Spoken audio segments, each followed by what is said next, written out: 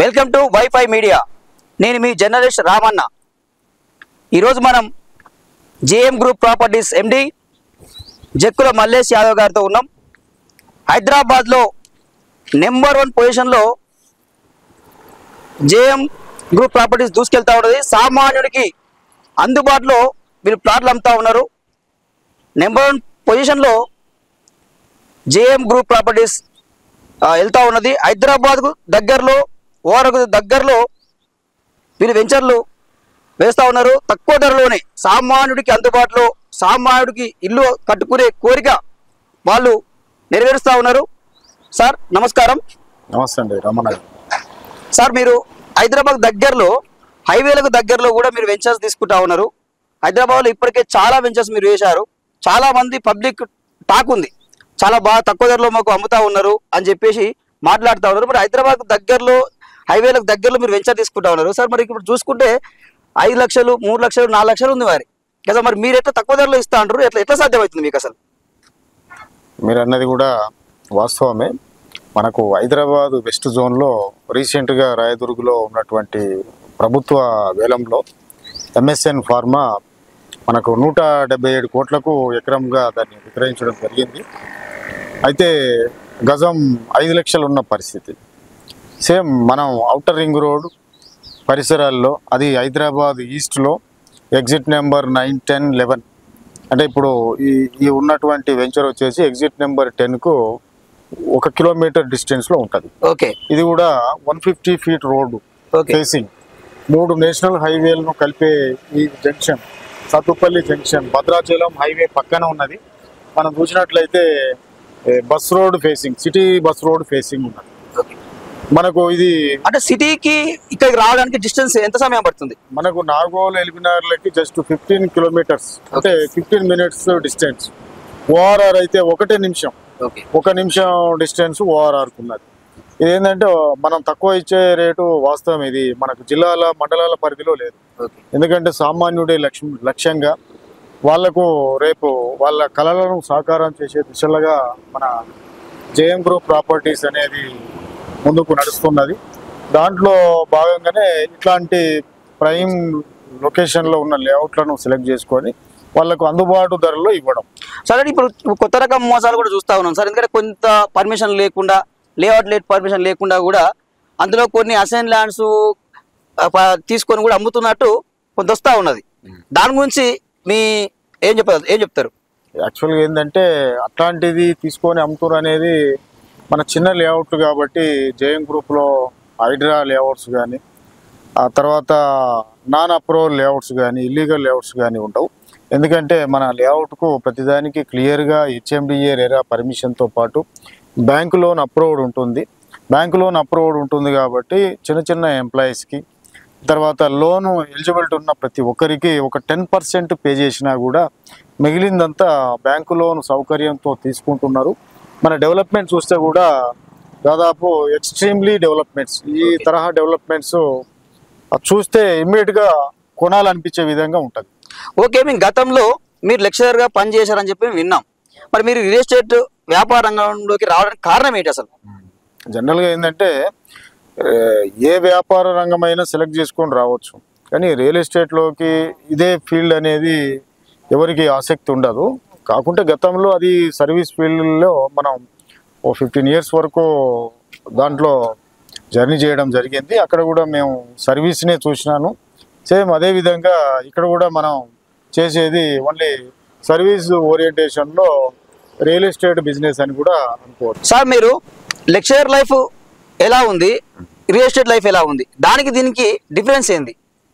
అంటే అదేమో సేవా రంగం సంబంధించింది, ఇదేమో వ్యాపార రంగం సంబంధించింది. దాని గురించి మీ అభిప్రాయం చెప్పండి. రామన్న, జనరల్గా ఇప్పుడు లెక్చరర్ ఫీల్డ్ కూడా సేవా రంగం. ఒక ఎంప్లాయీగా నేను సర్వీసు, తర్వాత స్టూడెంట్స్ మంచి కెరియరు అనేది సాటిస్ఫాక్షన్ అనిపించింది. అదేవిధంగా ఇక్కడ కూడా హార్డ్ అండ్ మనీ ఏదో కొన్ని సంవత్సరాలు సంపాదించి ఇన్వెస్ట్ చేయడం జరుగుతుంది. అలాంటి వాళ్లకు మంచి అప్రిసియేషన్ వచ్చే ఏరియాల్లో మంచిగా ఉన్నటువంటి అప్రూవల్ లేఅవుట్స్లో అందించినట్లయితే వాళ్ళకు కూడా ఇది వాళ్ళ కళలను సాకారం చేసే అదే ఇల్లు కట్టుకునే వారి కళ మీరు సాకారం చేస్తారు మీ జేఎం గ్రూప్ ద్వారా. కాబట్టి ఇది అంతకంటే చాలా సాటిస్ఫైగా ఉన్నాను. ఎందుకంటే నేను పని చేస్తే ఒక్కరిని, ఇక్కడ నేను పనిచేయడం వల్ల కొన్ని వేల మందికి ఎంప్లాయ్మెంట్ వస్తుంది కాబట్టి ఇది కూడా very satisfaction feel. Okay sir, ఇప్పుడు జేఎం గ్రూప్ ప్రాపర్టీస్ అంటే ప్రధానంగా సోషల్ మీడియాలో కూడా వైరల్ అయింది. 99 లక్షలకే మేము విల్లా ఇస్తామని చెప్పి పెద్ద ప్రచారం జరుగుతూ ఉంది. ప్రజలు కూడా చాలా మంది మాట్లాడుకుంటా ఉన్నారు. ఈరోజు విల్లా చూసుకుంటే 2 కోట్లు 3 కోట్లు 5 కోట్లు అక్కడ ఏరియాని బట్టి చాలా రేట్లు ఉన్నాయి. మీరు 99 లక్షలకే ఎట్లా మీకు సాధ్యమవుతుంది ఇవ్వడానికి? ఇందులో ఏమైనా మోసం ఉన్నదా? మనకు యాక్చువల్గా ఏంటంటే ల్యాండ్ రేటును బట్టి కన్స్ట్రక్షన్ కాస్ట్ బట్టి దానికి టోటల్గా విల్లా కాస్ట్ అనేది మనం దాన్ని పెట్టడం జరుగుతుంది. మనకు హైదరాబాద్లో ఈ ఈస్ట్ మనం సెలెక్ట్ చేసిన ఏరియాల్లో కనీసం మనకి ఇక్కడ ల్యాండ్ రేట్ అనేది 20 నుంచి 30 వేల మధ్యన ఉన్నది. ఒక 150 స్క్వేర్ యార్డ్ ఇంటూ 20,000 అనుకోండి, 30 lakhs. తర్వాత నెక్స్ట్ దాన్ని మేము 2300 SFTని కన్స్ట్రక్షన్ చేస్తున్నాం. దానికి కన్స్ట్రక్షన్ కాస్ట్ ఈ రెండు కలిపితే టోటల్ గా విల్లా కాస్ట్ అవుతుంది. అంటే ఎవరైనా రియల్ ఎస్టేట్ రంగంలో లాభాల కోసమే చూస్తారు.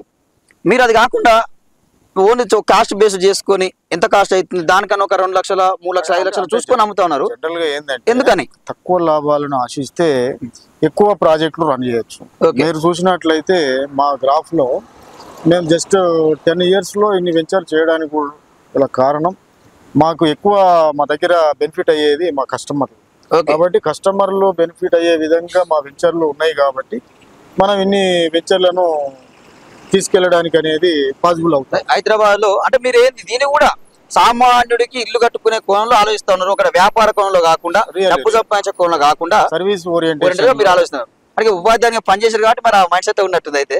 సో ఓకే, ఇక్కడ చూస్తే అండి అసలు ఈ జేఎం గ్రూప్ ప్రాపర్టీస్ లో ప్లాట్ కానీ విల్లా కానీ అసలు ఎందుకు కొనాలి? నమ్మకం ఏంది? మీరు భరోసా ఏమిస్తారు?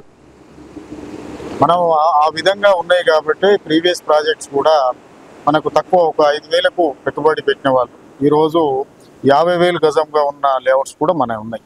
ఓకే, జేఎం గ్రూప్ విజన్ ఏంటంటే తక్కువ బడ్జెట్లు ఉండాలి, తర్వాత ప్రైమ్ లొకేషన్లో ఉండాలి. అంటే హైవేల కనెక్టివిటీ, ఓఆర్ఆర్ కనెక్టివిటీ, ఇది రేపు రాబోయే రోజుల్లో లక్షలు గజం ఉండే ఏరియాలు.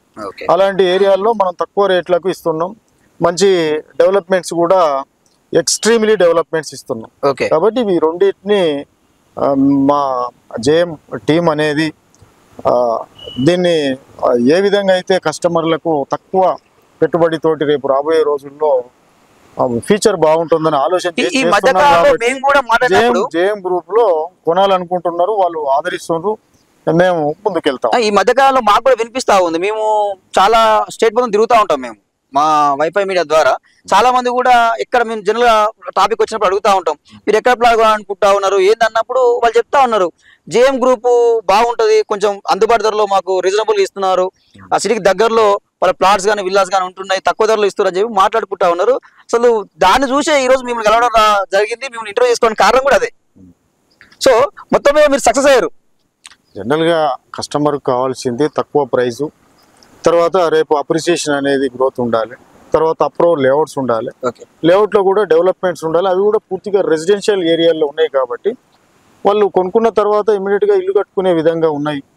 మనమే ఆల్రెడీ రెసిడెన్షియల్ లొకేషన్స్ లో మన సైట్ ఉంది కాబట్టి చాలా మంది ఇష్టపడతా ఉన్నారు. అది ఓకే సార్, ఇప్పుడు మీ మధ్యలో చాలా సేవా కార్యక్రమాలు, సామాజిక కార్యక్రమాలు చేస్తా ఉన్నారు.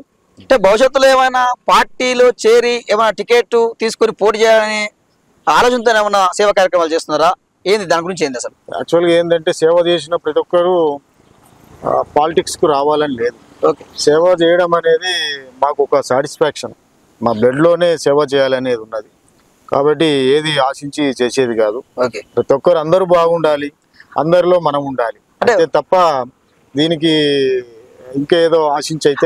ఇప్పుడు ఏమన్నా పాలసీ రావాలనుకున్నప్పుడు ముందుగా సేవా కార్యక్రమాలు చేసుకుంటూ ముందుకెళ్తారు, ఇక ఫౌండేషన్ పేరుతోనా ఎన్జిఓస్ పేరుతోట ఏదో ఒక విధంగా. అదేంటే ఆలోచన మీకు ఉన్నదా? మనకు జనరల్ గా ఏంటంటే సేవ చేసిన ప్రతి ఒక్కరు పొలిటీషియన్ ఏం కారు, మాకైతే అది యాక్చువల్ గా అయితే ఇంట్రెస్ట్ లేదు. ఓకే ఓకే, అంటే ఇప్పుడు జనరల్ గా ఈ క్వశ్చన్ ఎందుకు అయిందంటే ఏపూరి సోమన్న గానీ, నల్గొండ గద్దర్ గానీ పెద్ద పెద్ద రాజకీయ నాయకులకు పాటలు పాడారు, మీకు కూడా పాటలు పాడారు. ఆ కోణంలో మేము అడగడం జరిగింది. సరే మరి మీ మీద పాటలు పాడారు, మీ సేవా కార్యక్రమాలు చూసి అసలు మీ ఫీలింగ్ ఏంటి? జనరల్గా సింగర్లలో వాళ్ళు ఇప్పుడు ప్రజెంట్ వాళ్ళు ఏపూరు సుమన్ అనే వ్యక్తి మా ఊరు పక్కన ఉంటాడు. తర్వాత నల్గొండ గద్దరు మా ఇంటి పక్కన ఉంటాడు. వీళ్ళిద్దరు కూడా మాకు చాలా దగ్గరగా ఉండి నన్ను చూస్తున్నారు కాబట్టి వాళ్ళు ప్రేమతో వాళ్ళ అభిమానంతో మనకు ఆ పాటలు మీ సేవా కార్యక్రమాలు చూసి వేరే విధంగా కాదు. అంటే జనరల్ గా చూస్తే అలా అనుకుంటారు కాబట్టి అడిగాము. సో ఒక లాస్ట్ అండ్ ఫైనల్ గా మీ జేఎం గ్రూప్ ప్రాపర్టీస్ లక్ష్యం ఏంటి? మీ లక్ష్యం ఏంటి? మా లక్ష్యం ఏం లేదండి. మేము చేసిన మా దగ్గర ఉన్న ప్రతి కస్టమరు వాళ్ళ భవిష్యత్తు బాగుండాలి, వాళ్ళు కొనుక్కున్నది రేపటికి మంచి అప్రిషియేషన్ రావాలి, వాళ్ళు సంతోషంగా ఉండాలి.